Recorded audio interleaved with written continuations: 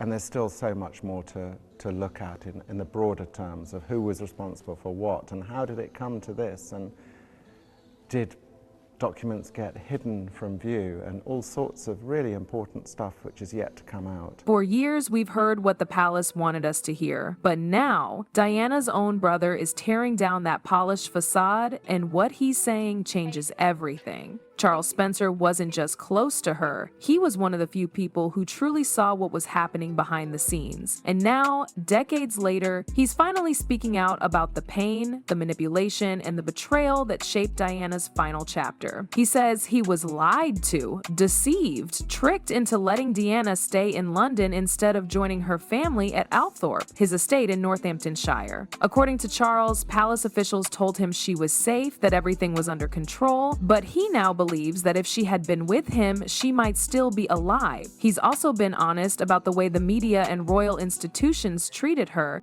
He's called out the press for their relentless hounding and the royal family for failing to protect her from it. He's described how Diana was isolated, misled, and at times completely abandoned by the very people who should have had her back. What's more, Charles says the system surrounding her was designed to control. He shared stories about how people close to Diana tried to manage her image, her movements, even her emotions, and through it all, he watched his sister's light dim under that pressure. He's not just talking now for the sake of it. He's opening up because he wants the world to know that the fairy tale we were fed was never real. That behind the glamour and the headlines was a woman who was suffering and a system that allowed it to happen. But to understand the depth of this betrayal, we need to go back to the moment the world stopped. Billions of people watched as the look of agony stretched across these young boys' faces. The televised broadcast of Princess Diana's funeral reached 2.5 billion people.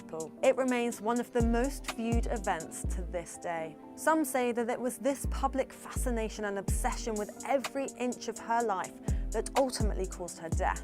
She died in a high-speed car accident in Paris on the 31st of August 1997. She was just 36 years old. Shortly after midnight, her car left the Ritz Hotel, and just like the end of so many of the princess's engagements, photographers were waiting outside. The car carrying her and her boyfriend Dodi Fayed was chased through the streets at high speed. Drunk at the wheel, their driver Henri Poole smashed into a pillar in the Pont de l'Alma tunnel, close to the Eiffel Tower. Diana, Dodi, and their chauffeur died as a result of the accident. Diana's funeral was more than just a national tragedy, it was a global moment of heartbreak. Over 2 billion people watched it live on TV, but the image that struck everyone was that of two young boys, William and Harry, walking behind their mother's coffin. They were just 15 and 12, following the casket as it was pulled through the streets of London. That march wasn't their idea. Charles Spencer, Diana's brother, didn't want it to happen. In fact, he fought hard against it. He believed forcing those boys to walk behind their mother's coffin under the eyes of the entire world was deeply cruel. In his words, it felt like a bizarre and cruel thing to do. He thought it was unnatural, especially for children that young, but he was told something different. He was told the boys wanted to do it, that it was their decision. Only later did Charles realize he had been misled. He believed he was giving his support to what his nephews genuinely wanted, but the truth was far from that. Prince Harry has since spoken publicly about how he was forced to walk and how no child should ever have been placed in that situation. At Diana's funeral, his eulogy was raw, direct, and emotional. It didn't follow the usual royal tone. It cut through the ceremony and spoke straight to the people. He praised Diana not for her title, but for her strength, her empathy, her fight for the vulnerable. And then came the part that shifted the atmosphere completely.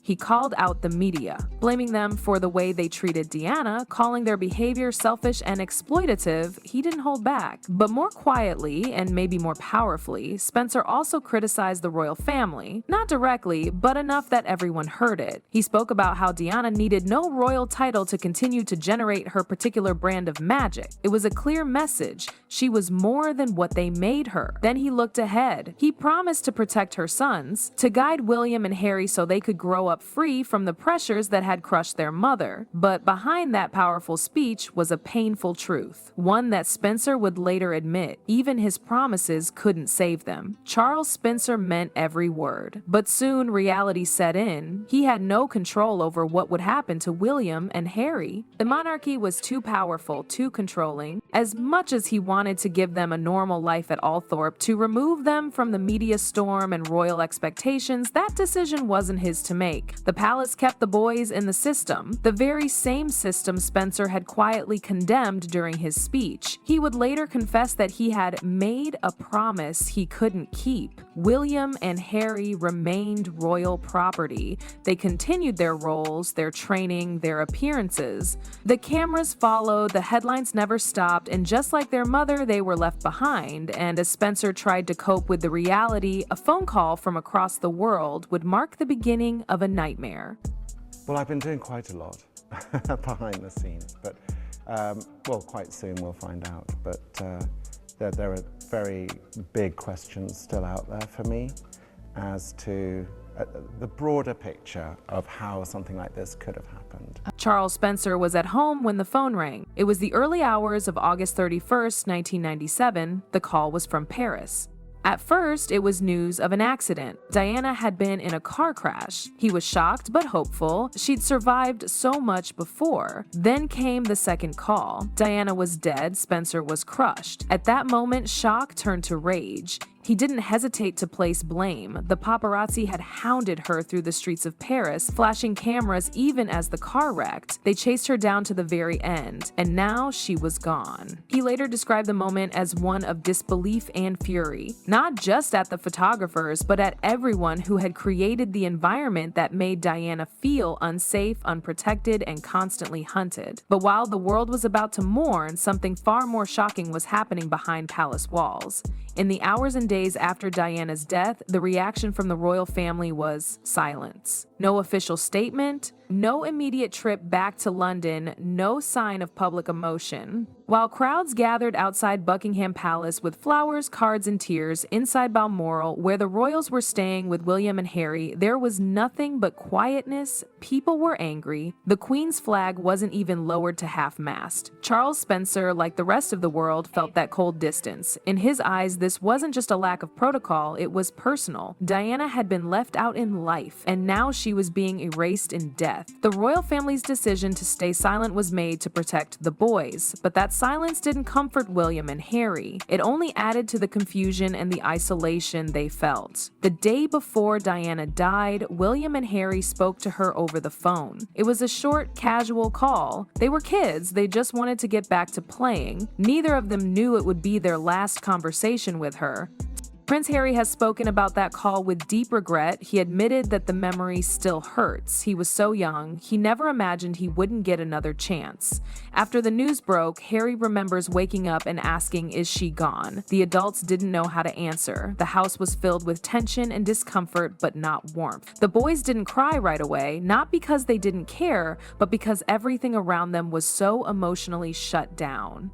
That's the question, and I've got people looking at that, and we'll see. But it's not going to end now. I'm not saying that as some ugly threat. It just can't stop here because there's still more to come out. Charles Spencer knew that Diana's sons had already lost too much. That's why he fought so hard to keep them out of the funeral procession. He didn't think it was fair to place them in front of the world while they were still trying to understand what had happened. But the palace insisted. Spencer was told that the boys wanted to do it, that they had made the decision themselves, that this was what they felt was right. Only later did Charles discover that this was a lie. Prince Harry himself later said he never wanted to walk that route. He was just 12. He didn't understand, and nobody truly asked him how he felt. It wasn't a choice, it was pressure. Spencer has said that walking behind that coffin felt wrong from the beginning, but by then the decision had been made, and he had no power to change it. And what Charles Spencer didn't realize then was that he was walking his nephews into a trauma they would carry forever.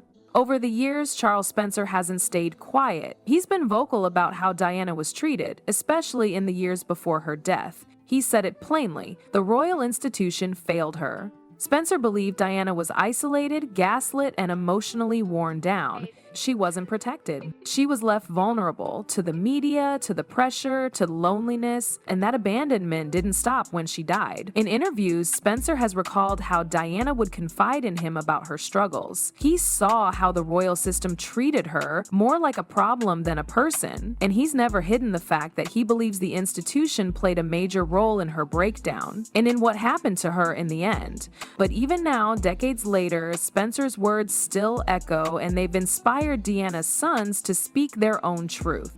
I think she would be sad. I think she'd be looking at it long term, to know that there are certain things that we need to go through to be able to heal the relationship.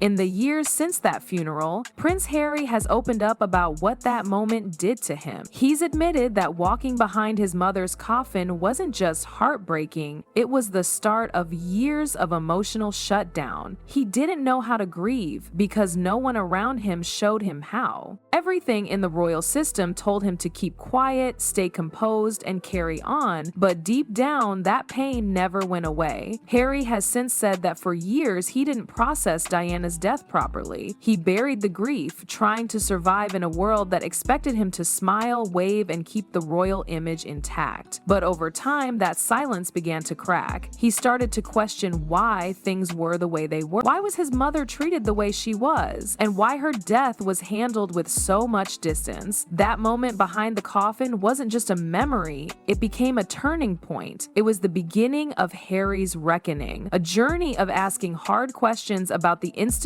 he was born into, questions that would eventually lead him to step away, just like Diana tried to. Spencer planted a seed that day, a quiet defiance that would later grow into a full rebellion. Over the years, Spencer has continued to remind the world who Diana really was, not just the princess in photos, but the woman behind the smile, the one who felt pain, betrayal, and abandonment. He made sure the world knew she didn't die with peace from the people closest to her, and in doing so, he helped give her the justice she never received while alive. Diana's story isn't just history, it's a warning, and her brother's voice may be the one that finally makes us listen.